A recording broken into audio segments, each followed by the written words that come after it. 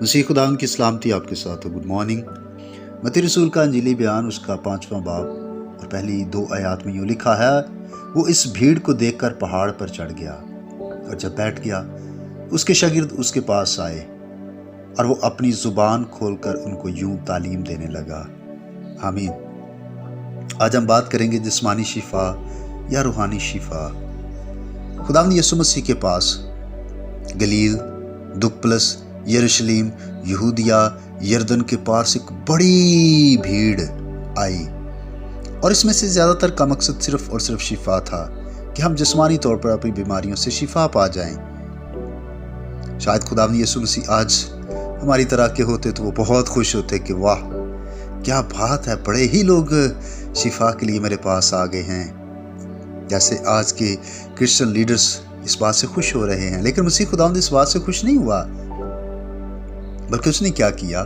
جب اس نے بھیڑ کو دیکھا کہ یہ بھیڑ شفا کے لیے میرے پاس آئی ہے، تو وہ پہاڑ پر چڑھ گیا، اس کے پاس اس کے شاگرد آئے اور وہ ان کو تعلیم دینے لگا۔ یہ کیسا ہی خداوند یسوع مسیح کا زبردست نمونہ ہے ہمارے سامنے۔ وہ صرف لوگوں کو جسمانی شفا نہیں دینا چاہتا، بے شک وہ دیتا بھی ہے، لیکن اس کے ساتھ ساتھ خداوند یسوع مسیح یہ چاہتے ہیں کہ اس روئے زمین پر زندگی کو کیسے بسر کرنا ہے، اس کے بارے میں وہ تعلیم دیتے ہیں۔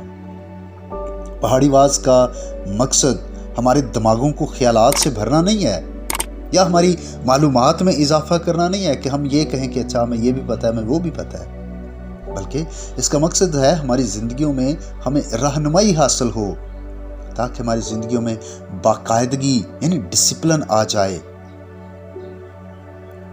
محض معلومات حاصل کرنا یہ کافی نہیں ہے، بلکہ بائبل مقدس کی تعلیمات ہماری زندگی کا عملی حصہ ہونی چاہیے، اور خداوند یسوع مسیح کی بھی یہی چاہت ہے کہ ہم تعلیم حاصل کریں تاکہ ہماری روحیں شفا پا جائیں۔ خداوند یسوع مسیح وہ پہاڑ پر چڑھا، اور جو لوگ سیکھنا چاہتے تھے اس کے قریب آ گئے۔ کیا ہم سیکھنے کے لیے مسیح کے قریب ہوتے ہیں؟ ضرور ہے کہ ہم اس کے قریب ہوں۔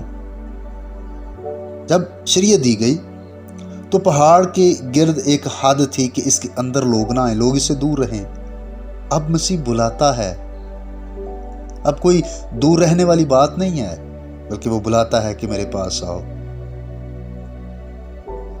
عزیز بھائیوں اور بہنوں، مسیح کی تعلیم ہماری زندگیوں میں بہتری لاتی ہے، وہ ہماری روحوں کو بحال کرتی ہے، اور خداوند یہ چاہتے ہیں کہ ہم صرف جسمانی شفا کے لیے نہ بھاگتے پھریں، بلکہ اپنی روحوں کی نجات کے لیے بھی فکر کریں۔ خدا آپ کو برکت دے۔ آئیے ہم دعا کریں۔ اجلال کے بادشاہ، دعاؤں کے سننے والے، ابراہیم، اسحاق و یعقوب کے خدا، آج کی اس نئی صبح کے لیے تیرا شکر ادا کرتے ہیں۔ زندگی اور زندگی کی ساری نعمتوں اور برکات کے لیے ہم تجھے مبارک کہتے ہیں۔ تو جو عظیم خدا، قادر مطلق، پیارا آسمانی باپ ہے، میری دعا ہے کہ آج سارا دن ہمارے ساتھ ہونا۔ اے خدا، میں اپنے ان تمام بھائی اور بہنوں کے لیے جو اس پیغام کو سن رہے ہیں برکت و سلامتی کی دعا مانگتا ہوں۔ تیرا آسمان ان کے لیے کھلا رہے اور ان کو ہر طرح کی برکت عطا کرنا، ان کے کام میں، ان کی ڈیوٹیز میں، ان کے کاروبار میں، ان کی صحت پر خدا تیری برکت ہو، مسیح کے نام سے آمین۔ میرا نام باس بشارت ہے، اور یہ پیغام آپ کو ایونجیلیکل چرچ اٹک کی طرف سے بھیجا گیا۔ اب تک ہمارا چینل سبسکرائب نہیں کیا تو ابھی سبسکرائب کریں، اور بیل آئیکن کو کلک کر کے ہماری لیٹسٹ ویڈیوز کے بارے میں